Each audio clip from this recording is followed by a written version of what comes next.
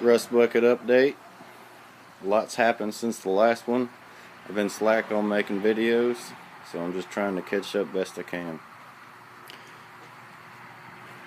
Some front bumper, front spring mount. Front springs are off of a golf cart.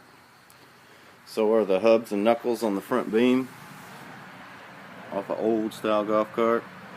It's 3-linked with the panhard. Hope I'm not making nobody seasick. Got my footboards built. Can't remember if I said that. Any hoosies. Got the 633A stuffed in the back. My rear bumper. I'm not sure what the rear springs are off of. Got them for free a while back, so I just used them.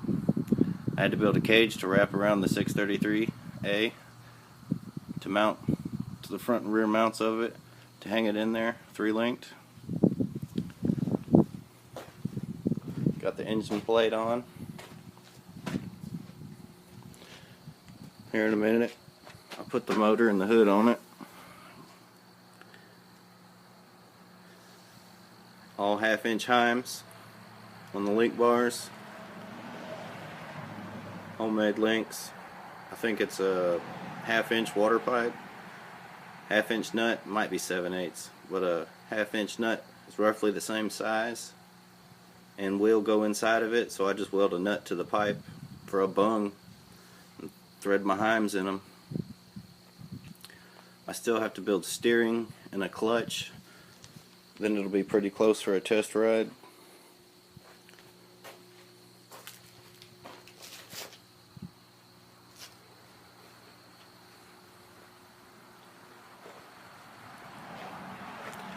I do need to get new wheel bearings for the front hubs.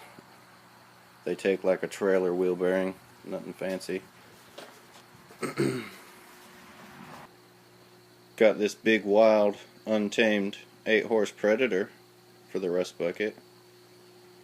I want to run my exhaust out and turn it and run it right back underneath the jug with a muff, because on the other side of the hood there's a cutout for the factory muff, and I just want to run it out there. Be simple.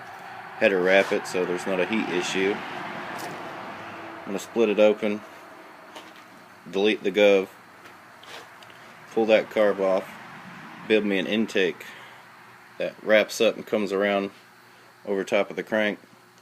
Probably put a slide carb on it, like off an ATV or something, just because the way that's set up right now, it's just jammed up into the hood.